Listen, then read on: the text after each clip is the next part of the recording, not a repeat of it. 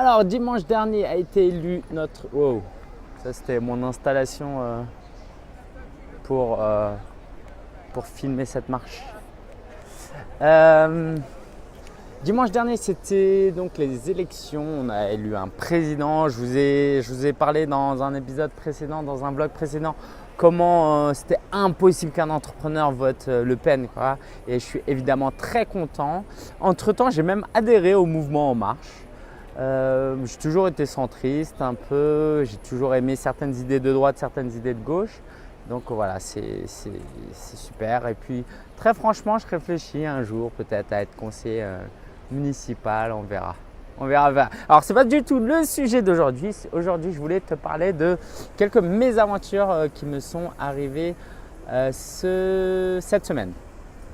Un client que j'ai eu pour la première fois la semaine dernière et que j'ai eu à nouveau ce mardi, on a eu des problèmes d'emploi du temps. En fait, la première fois, il croyait que j'allais arriver à 8h, je suis arrivé à 8h30. Ou genre, il croyait que j'arrivais à 8h30, je suis arrivé à 9h. Et la deuxième fois, il croyait que j'arrivais à 8h30, je suis arrivé à 8h. Bref, là, j'étais avec une cliente, donc Isabelle. D'ailleurs, je te salue, Isabelle. Hier, on avait rendez-vous, je l'avais noté à 12h30 alors que c'était 10h30. Bref, tout ça pour vous dire quoi? Pour vous dire que pour éviter d'avoir ce type de problème, le conseil très très simple, et ça vaut la peine de le dire, c'est de confirmer vos rendez-vous. Quelquefois, moi, je cale des rendez-vous une semaine à l'avance. Donc, un jour avant, il suffit juste d'envoyer un petit SMS, un petit mail pour demander si c'est toujours OK pour la personne. Tout simplement parce que l'autre personne peut oublier, tout simplement parce que moi, je peux oublier, on peut se tromper sur le lieu. Et en fait, ça nous met dans un mauvais état d'esprit, ça nuit à la relation d'une certaine manière. Je montre que je ne suis pas très pro quand j'arrive en retard alors que en fait, je pensais arriver à l'heure. Quand j'oublie un rendez-vous alors que parfois c'est peut-être le client, hein.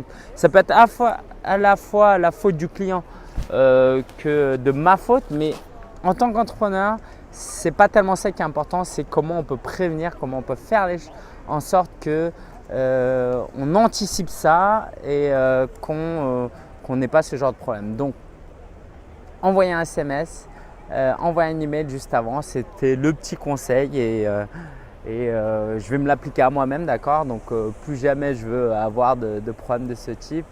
Donc voilà, si vous rencontrez des clients, prenez soin vraiment de les chouchouter, de leur montrer que vous êtes sérieux et professionnel. Voilà, je vous dis au revoir ici dans ce très beau lieu et à la prochaine.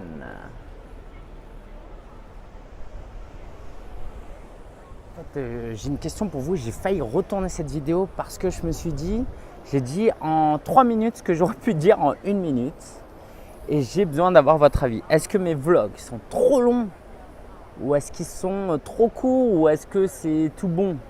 Voilà, donnez-moi vos avis dans vos commentaires. C'est le 42e vlog que je fais.